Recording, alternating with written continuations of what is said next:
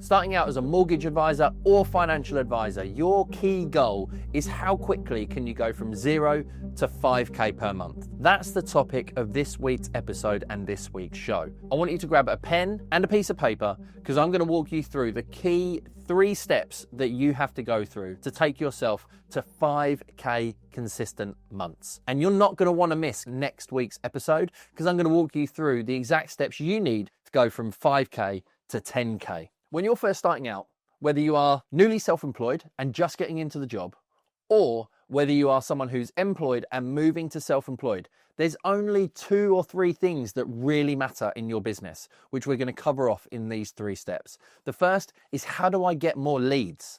How do I get more appointments? And how do I create more sales? All you need is someone to speak to, and you need to be able to convert them as highly as possible.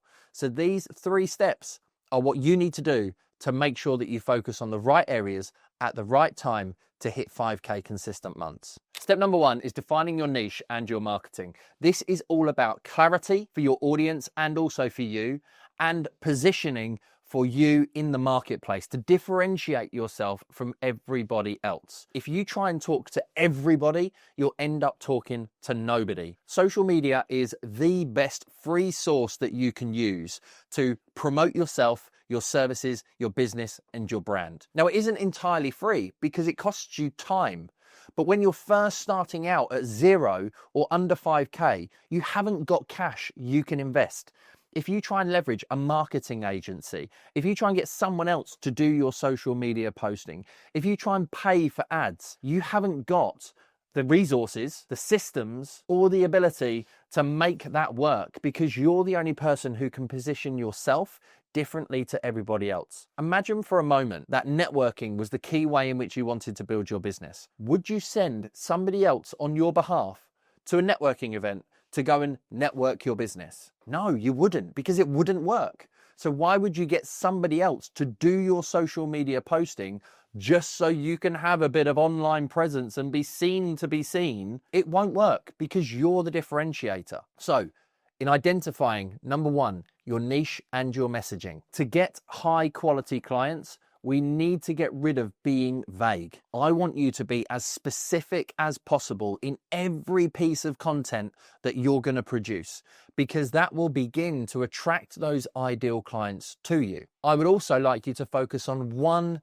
consistent social media channel. Facebook profile over your page if your network will allow. Instagram is, I believe, the best social media channel that you can leverage in the present times that we are in. LinkedIn is great if you want to do outreach and reach out directly to your ideal audience, or even TikTok if you want the views and the results that give you the gratification. Personally, if I was in your situation, I would be putting all my time and energy and effort into Instagram because you can do video, you can have images, you've got stories. It has all of the principles and features within social media and online networking compared to any other social media channel. So Instagram is where I'm going to get you to focus your attention right now as we go through these key steps as part number 1, defining your niche. So what is a niche? It's someone that you're going to speak to consistently for the next 90 days. Could be first-time buyers, could be self-employed, could be buy-to-let, could be HMOs, serviced accommodation, land development, bridging loans. Talking specifically to one person or one product is the simplest way to niche. However, if you're going to pick first-time buyers, I can show you a million advisors out there right now that are talking specifically to first-time buyers. So could you take that a step further? Could you talk about first-time buyers in your local area? Could you talk about first-time buyers and a job title? First-time buyers in the NHS. Now, I often get asked by my clients, yeah, but if I talk to first-time buyers, then I'm going to be getting rid of all the ability to be able to remortgage. No, you're not, because you factor that in with the type of content that you produce. I recently had a first-time buyer who I did a mortgage for 2 years ago. They've now come back to me because we're looking to refinance that deal. The property value's gone up and they want to raise £20,000 to put an extension on. Now, all of a sudden, you're speaking to your first-time buyer audience, but you're pulling in the remortgage. It's the way in which you structure your content that helps you to broaden your market, but make sure that they keep coming back. It's very easy when you have a specific niche to tag it under first-time buyers, remortgaging, refinancing, raising capital. One of my first-time buyers recently bought their first buy-to-let property. You've just literally brought in two different types of market. I've been focusing on self-employed since 2016. The challenge now, though, is self-employed is too broad. It also doesn't break down enough into who I specifically want to target, because there's 5.6 million self-employed people roughly in the UK. That's not a niche. That's a huge demographic. So could we take that down to maybe where there's just a few people within that? Self-employed contractors, self-employed doctors, self-employed dentists, self-employed property professionals.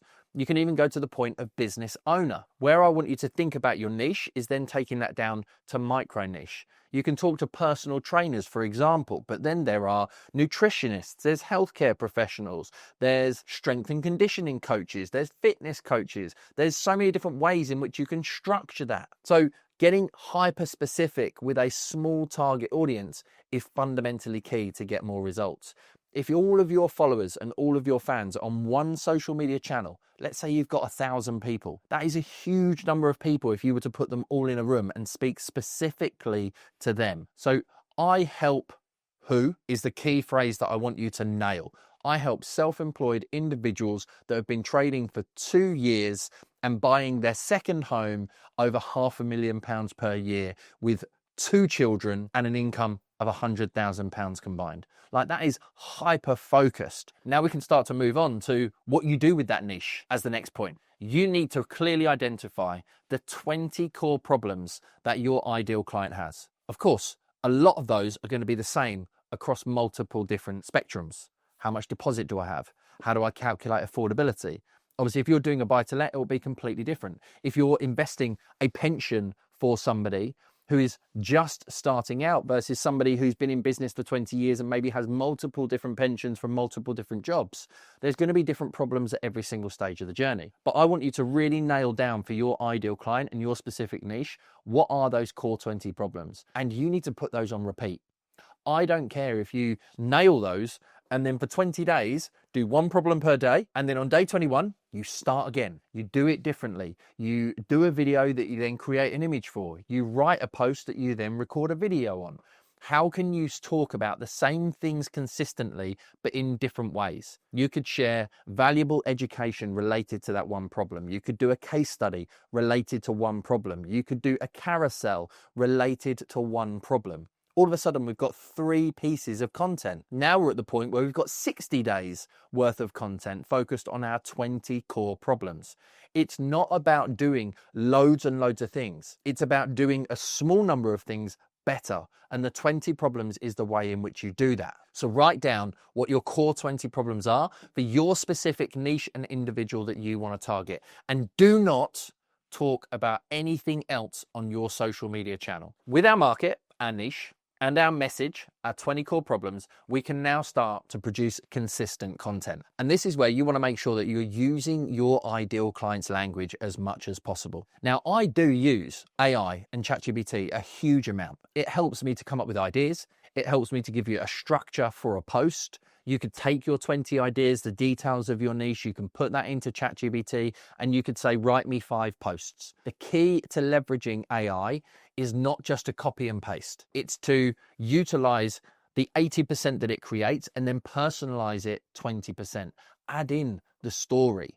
If you do a written post that's say 200 words, turn around to it and say, create me a 60-second or 30-second bullet point reel that I can record. This is where you really want to make sure that the content you're producing speaks specifically to that audience in the language and the tone and the references that they use. How you speak to a 20-year-old is going to be completely different to how you speak to a 40-year-old, which is why it's so key to know who it is you specifically want to target. And guess what most people don't do with AI? They don't turn around to AI and say, my ideal client is between 25 and 30. Speak like a 25 to 30-year-old. That's been a game changer to the way in which we produce content. So look at Who is the person that you want to speak to? What language do they use?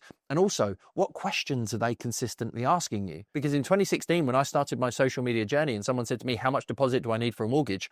I just went and recorded a video based on that common question that I was being asked. So what questions are you being asked on a daily basis? How are those questions being asked? What are the follow-up points that people ask you about? And start to write and record in the tone of the person that you're wanting to target. This is fundamentally key.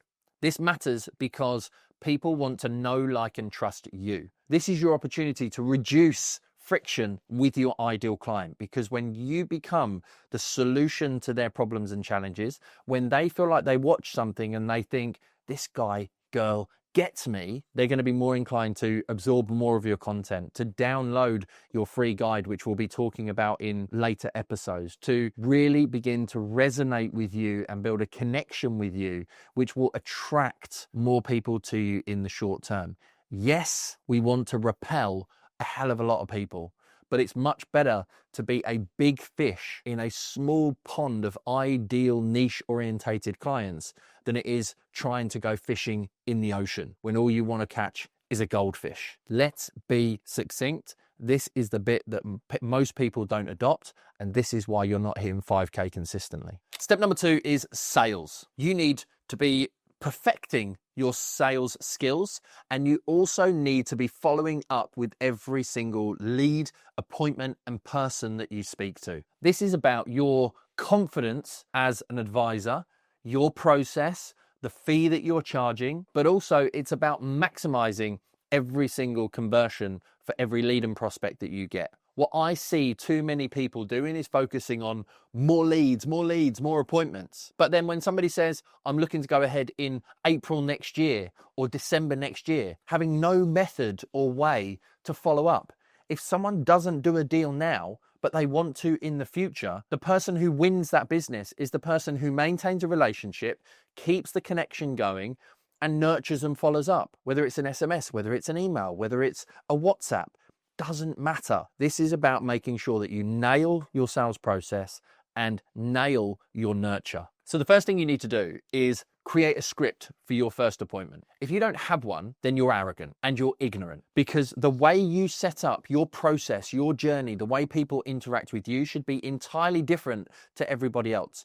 If you've not got some form of bullet point checklist that you're going to take your ideal client through, irrespective of their experience, irrespective of how they work, they're coming to work with you as an exceptional elite individual, a leader in your class. You need to make sure that you dot the I's and cross the T's on selling the process, not the product. So it's about making sure that you set the right tone for the conversation. It's about ensuring that you understand the problems that they're currently facing. It's about presenting some solutions. It's about walking them through the steps of the journey that you're going to take them through, how you're going to solve their problems, and why you are the best person to do that over everybody else.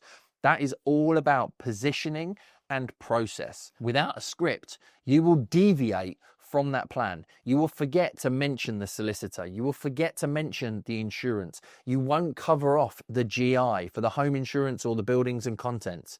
You need to make sure that every single person that comes into your business gets exactly the same first step. That's what's going to build credibility and make your life a hell of a lot easier. And if you're bringing people into the business, then they need to follow it that way too. Look at any major brand or any significant business, they all have a script. If you go to the Apple store, if you go and buy a Rolex, if you walk into a sales environment where you're buying a vehicle, it is all scripted. It doesn't need to sound robotic. It just needs to sound human and conversational, but you have the fundamental outcomes that you want to get somebody to.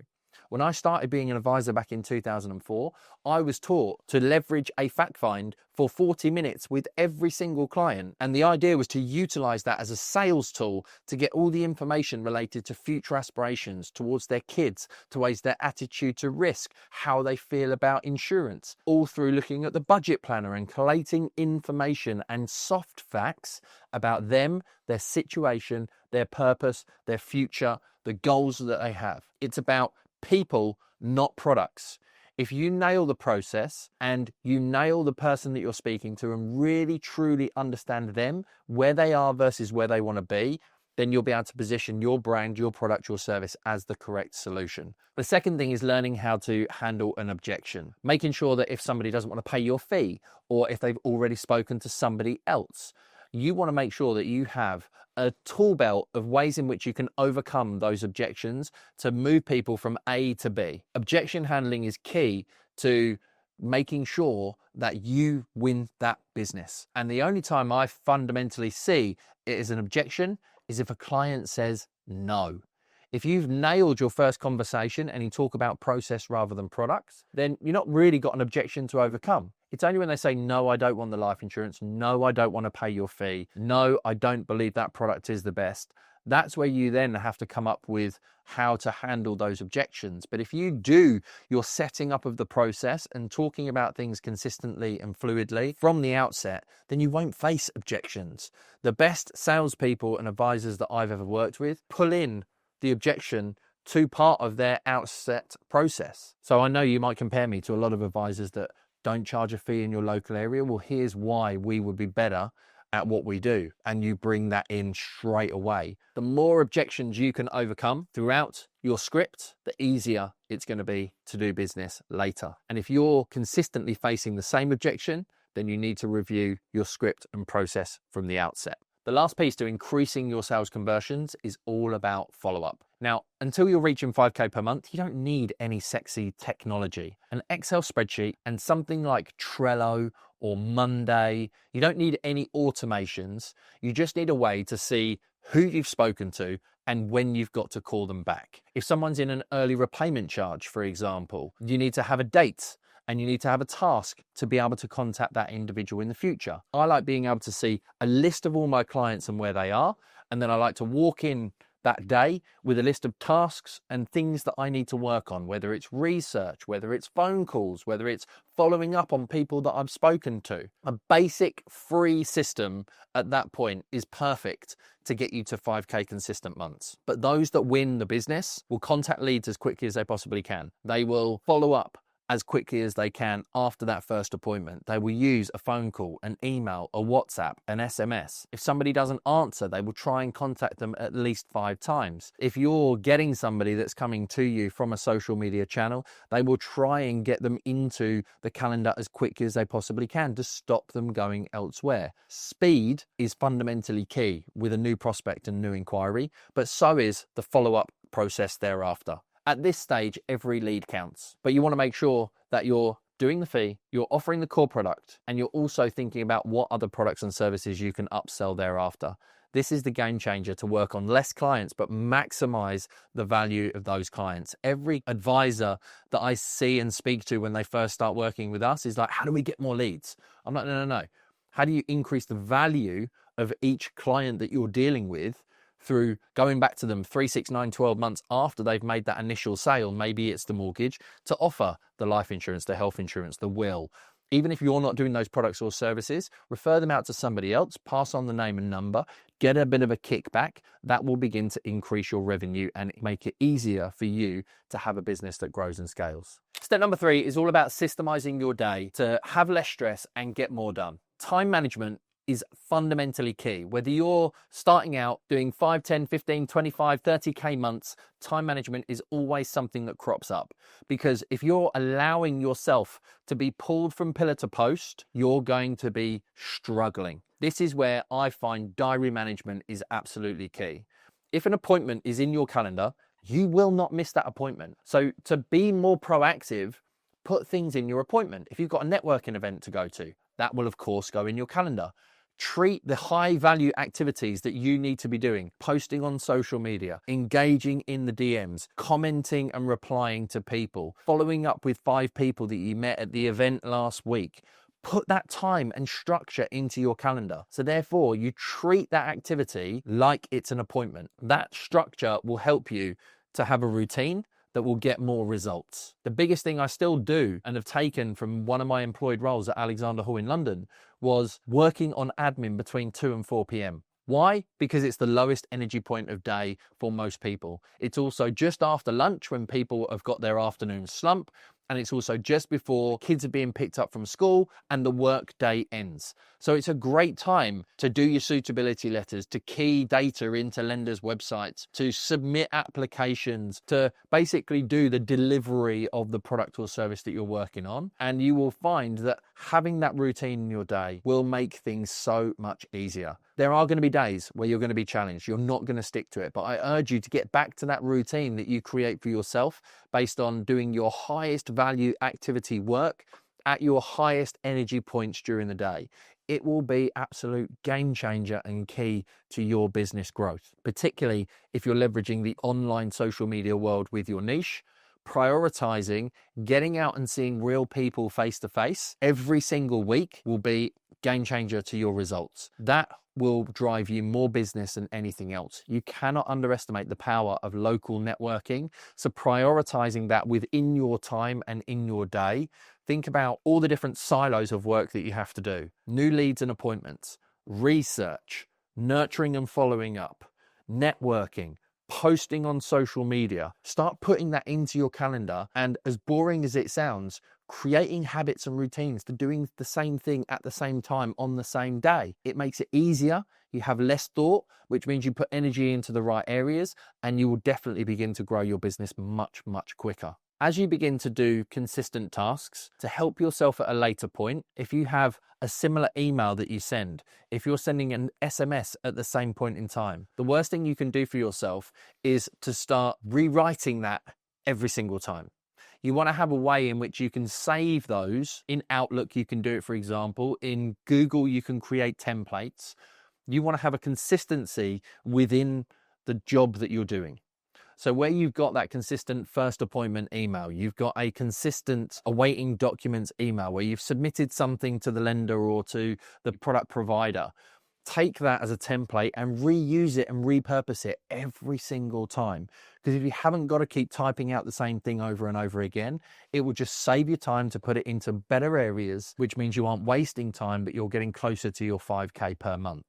So look at what's repetitive, what can be systemized, documented, automated, even if it's just in a Word document, on an Excel spreadsheet, in some saved templates within your email marketing software. Even social media channels have the ability to save replies where you're consistently saying the same thing to somebody in the DMs. Save it as an automated reply. Therefore, you just click a button, it's already pre-filled, you press send. The more you can try and build this will help you when you get to the 5 to 10K plus point, because it will just be copying and pasting those templates that you've already created and putting them into some form of better technology. So start making sure that you are automating, even on a basic level, as much as possible to remove the repetition from your day to day. This will give you space and energy to focus more on leads and more on sales. This will help you to come in, know what you're doing, have a structure and organization to put more brain power and space into the things that move the needle for your business. Don't underestimate the power of simple systemization and removing repetition on a day-to-day basis. So the outcome of all of this is you've now positioned yourself as a go-to expert. You're now beginning to close more deals confidently because you're following a consistent sales process and a script that really works. And you've created some time and some space for you to be able to grow by removing the basic repetition. The biggest challenge that you're going to now have is sticking to the routine, is being consistent day in, day out with the leads, sales, and basic systemization that will give you the ability to be able to scale. There is nothing that you can't do off of the back of this episode to hit 5K per month. All you have to do is follow these simple steps and it will be an absolute game changer for you. What I would love to know from you in the comments is, what questions have you got? What objections are you facing on putting this into practice? Because all it takes is discipline and consistency. And I've worked with hundreds of advisors and business owners just like you who have broken the trend and are consistently building businesses. And the only two things that are different is discipline on the day-to-day and consistency. It doesn't mean we don't have a bad day. When things go wrong, when the offer falls out of bed, when compliance come back and say something that you didn't like, you've got to do the admin all over again. All of that is just part of any business or any job. But if you stick to your routines and your habits, you change your behaviors on a day-to-day, you will easily be able to hit 5K. Control the inputs and the outputs will take care of themselves. So let me know what questions you've got. Hit me up with comments below. If you've listened to this on the podcast episode, then go across to YouTube right now. Keep the conversation going in the comments, because I will do a follow-up video or produce more content to help you hit 5K as we possibly can. So I need your comments and your questions to help you reach that 5K point as soon as possible. Thanks very much indeed for tuning in. I hope you enjoyed this longer episode. I'll see you on the next one, where I hope you go from 5K to 10K and what the exact steps are you need to follow.